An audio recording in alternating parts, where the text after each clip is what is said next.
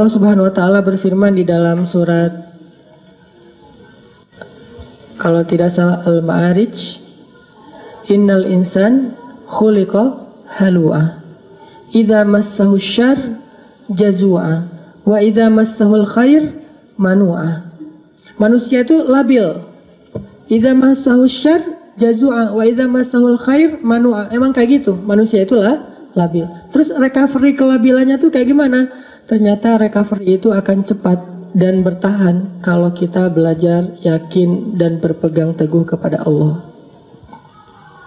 Cepat recovery-nya, teman-teman. Para sahabat Nabi itu, gimana pun mereka soleh, mereka tetap manusia, kadang emosional juga, tapi recovery-nya cepat.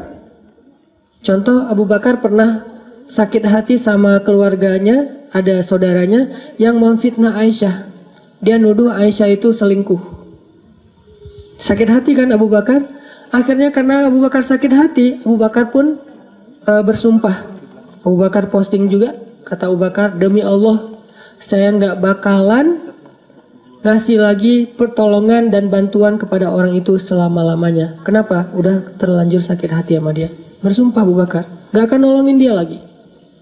Ternyata Allah komen di postingan itu. Apa komenan Allah? Janganlah seseorang yang diberikan kelebihan harta di antara kalian, surat An-Nur, bersumpah untuk tidak membantu saudaranya. Maafkanlah, berlapang dadalah. Tidak sukakah kalau kamu Allah mengampuni dosa-dosamu? Ala tuhibbuna ayyaghfirallahu lakum? Akhirnya ketika Abu Bakar baca komen ini, astagfirullahaladzim, langsung Abu Bakar delete postingannya. Posting baru, mulai sekarang saya akan bantu dia 2 kali lipat. Allah langsung first like, ya. Itu yang terjadi di dalam surat An-Nur. Kenapa Abu Bakar sedih? Karena beliau manusia. Kenapa Abu Bakar sakit hati? Karena beliau manusia. Sesoleh apapun tetap aja dia manusia. Cuma recovery-nya cepat. Kenapa? Karena berakatnya dengan Allah, bukan dengan makhluk. Kalau kita berakat dengan makhluk, susah recovery-nya. Tergantung orang itu. Kalau kita berakat dengan Allah, cepat recovery-nya. Karena Allah Rahimun, Rahmanun, Karimun, Jawadun. Allah itu maha baik. Misalnya kita marah sama orang lain, terus kita maafin dia. Apa akad dengan Allah? Nanti Allah maafin saya. Makin besar dosa orang yang kita maafin, makin besar dosa kita yang dimaafin sama Allah. Dosa apa yang paling besar yang dilakukan seseorang kepada kita? Tadi ditikung. Ustadz, nggak mudah Ustadz maafin yang kayak gitu-gitu Ustadz. Saya tuh udah berusaha ya selama 5 tahun. Di tahun ke-5 ternyata gagal gara-gara dia. Padahal dia datangnya cuma beberapa bulan terakhir. Kenapa bisa nikung? Dia teman curhat kita. Kita curhat ke dia, ternyata dia dapat info dari kita, dia jalan duluan. Kan sakit banget tuh. Makin sakit, makin berat, makin besar dosa yang kita maafin dari orang lain, berarti makin besar dosa kita yang dimaafin sama Allah. Minimal 10 kali lipat. Itu akadnya, sehingga jadi ada motivasi untuk memaafkan orang. Ya udah deh, saya maafin biar Allah maafin saya. Emangnya kita nggak punya dosa? Kalau kita mau ngitung dosa kita, nggak usah jauh-jauh. Dosa sholat aja kita udah banyak tuh. Kita udah ninggalin sholat sejak kita balik usia 12 tahun. Kan kita dulu sering ngerasa 12 tahun tuh masih anak kecil ya, sehingga sholat suka belang-belentong gitu, nggak rapi. Kadang sholat, kadang nggak. Yang rajin cuma sholat maghrib doang ya. Isya subuh udah kelewat. Terus pas udah ABG dikit, usia 17 tahun masih sholat, cuma sering menjamak. Subuh dijamak dengan duha misalnya. Sholat juga subuh, tapi jamak. Dan itu istiqomah banget loh.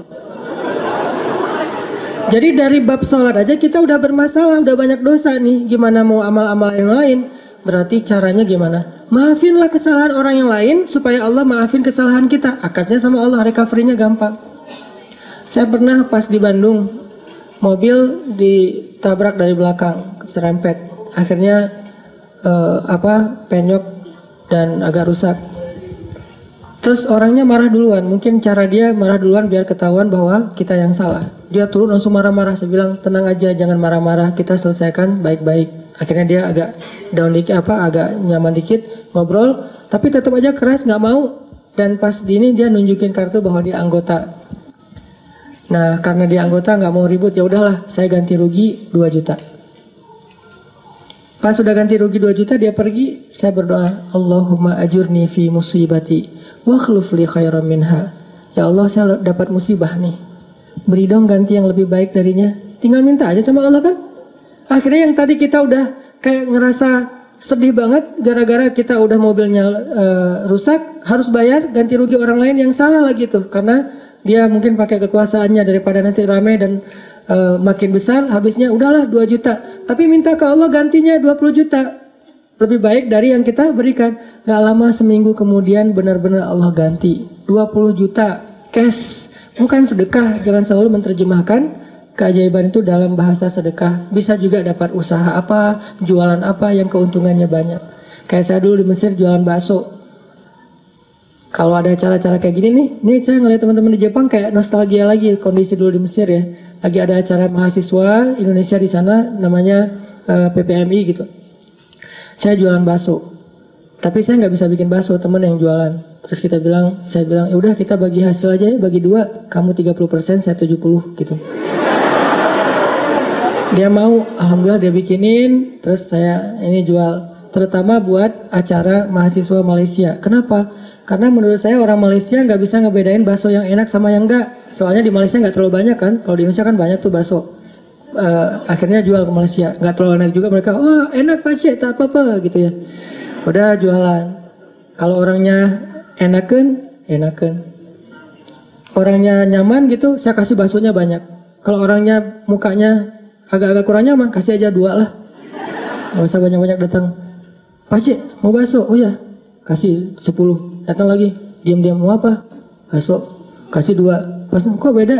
Beda banget ya. Wajahnya beda gitu. Kalau yang datang mace, 15 lah gitu ya. 15 mace, 15 mah. Untung nggak? Untung tetap alhamdulillah.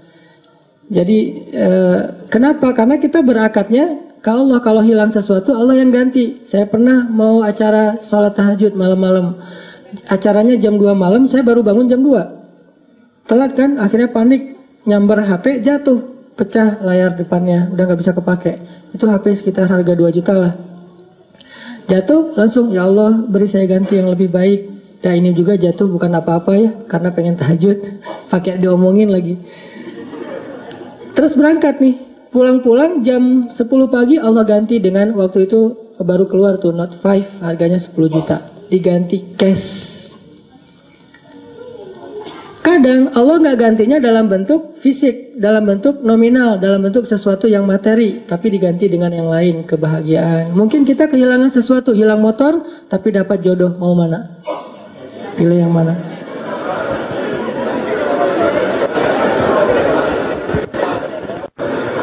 Jadian nih gara-gara nikmat hilangnya motor. Pas ketahuan kita nggak punya motor, putus lagi.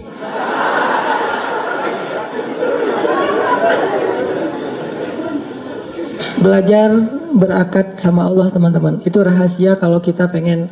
Karena Allah itu nggak pernah, pertama ingkar janji itu nggak pernah. Innallaha la yukhliful mi'ad, nggak pernah ingkar janji. Kedua, Allah itu nggak pernah misalnya, maaf ya lagi sibuk, nggak ada tuh. Kita WA Allah terus nggak dirit, itu nggak ada ceritanya. Contreng 2 sih, cuman nggak biru-biru, nggak dirit lama gitu.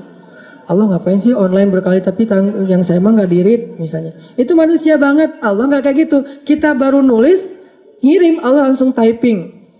Bukan cuma dirit, langsung bales. Gak mungkin Allah tuh ngebiarin kita minta terus nggak dibayar, nggak dibales lama. Nggak mungkin. Dan nggak mungkin juga Allah misalnya habis pulsa, habis kuota, itu nggak ada. Ala kulli syai'in qadir, maha kuasa atas segala sesuatu. Jadi kayaknya paling nyaman berakat itu sama Allah. Cuman kita harus ngerti cara Allah bermuamalah dengan kita. Tidak selalu materi, karena buat Allah materi itu nggak berharga banget. Kalau seandainya berharga, pasti Allah ngasih semua kita kekayaan. Tapi ternyata orang soleh nggak semuanya kaya. Tapi orang soleh itu rata-rata, bukan rata-rata, semuanya bahagia. Makanya tadi subuh saya cerita ada teman misalnya baru hijrah, dia bilang gini, Ustadz, kenapa ya sejak hijrah hidup saya agak-agak kayak rezekinya jadi seret gitu, jadi susah. Gimana ceritanya? Iya, saya udah dulu mah lancar, sekarang malah jadi susah. Saya bilang, enggak. Karena buktinya kamu hijrah juga karena kebanyakan hutang kan. Berarti selama ini sebelum hijrah nggak lancar rezekinya, yang lancar hutangnya. Setelah hijrah Allah permudah untuk membayar hutang itu. Bukan rezekinya seret, tapi rezekinya dibagi. Sebagian dipakai, sebagian untuk bayar hutang. Allah udah kasih solusi. Nggak mungkin lah Allah ngecewain kita yang berhijrah karena Allah. Itu nggak mungkin. Jangankan Allah nih, Nabi Muhammad aja nggak pernah membiarkan ada yang datang ke beliau ditolak dalam keadaan nggak dikasih apa-apa, itu nggak ada. Semua yang datang ke Nabi meminta sesuatu, pasti pulangnya membawa sesuatu. Apa aja? Pernah Nabi lagi jalan pakai baju baru gitu, baru dikasih sama Raja Khurasan, kasih baju. Bajunya warna merah, bukan gamis ya, baju biasa warna merah, dipakai sama Nabi. Terus dilihat sama orang miskin, sahabat ngomongnya, Muhammad itu baju bagus juga ya gitu. Nabi pas diomongin kayak gitu, Nabi nanya kenapa mau gitu, mau dibuka sama Nabi. Nabi pulang nggak pakai. Dan Nabi juga kalau pulang nggak pakai baju masih keren ya, six pack gitu. Kita nggak pakai baju zero pack kan agak-agak gimana gitu kan ya. Kan perut Nabi itu six pack kata sahabat, seperti batu yang tersusun kan.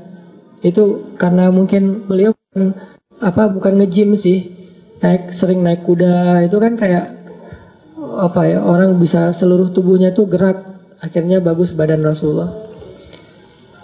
Nabi nggak pernah mau ngecewain orangnya. Terus Nabi jalan pakai syalnya syal baru gitu. Untungnya nggak pakai kupluk baru ya, pakai syal doang gitu. Datang orang Badui, ditarik syalnya, dilepas sama Nabi, dikasih. Ada yang datang ke Nabi, ke Aisyah misalnya, Aisyah tuh cuma punya 3 butir korma, dari pagi belum makan. Untuk sahur aja nggak dimakan karena pengen dipakai untuk buka puasa hari itu. Datang satu orang ibu dengan 2 anaknya. Karena lapar bilang, Aisyah saya belum makan dari pagi. Aisyah langsung ngambil ngasih. Jadi nggak makan sahur, nggak berbuka puasa. Kenapa? Karena sifat Nabi itu tidak ada yang datang kepada beliau pulang dalam keadaan tangan kosong. Itu nggak ada. Nabi aja kayak gitu, apalagi Tuhannya Nabi, Allah Subhanahu Wa Taala. Nggak ada yang datang kepada Allah pulang dalam keadaan kecewa, itu nggak ada. Kalau dia kecewa, berarti dia nggak ngerti cara berakad sama Allah. Dia salah paham dengan cara-cara Allah. Kalau dia ngerti Allah, gak bakalan kecewa. Dia tahu banget Allah maha baik, Allah yang selama ini nolongin saya, Allah yang yang menyelamatkan saya. Alam yajidka yatiman fa'awa, wa wajadaka dhallan fahada, wa wajadaka ailan fa'aghna. Dan Allah itu tergantung prasangka hambanya kepada Allah. Kalau kita berprasangka baik, Allah akan ngasih apa yang kita persangkakan 10 kali lipat lebih baik. Kalau kita berprasangka buruk, maka Allah seperti yang kita prasangkakan. Jadi tergantung kita nih, mau gimana? Mau dapat nikmat, ya udah, Allah maha pemberi nikmat. Mau dapat jodoh, Allah maha menciptakan segala sesuatu berpasangan. Nggak mungkin saya dibiarkan sendiri.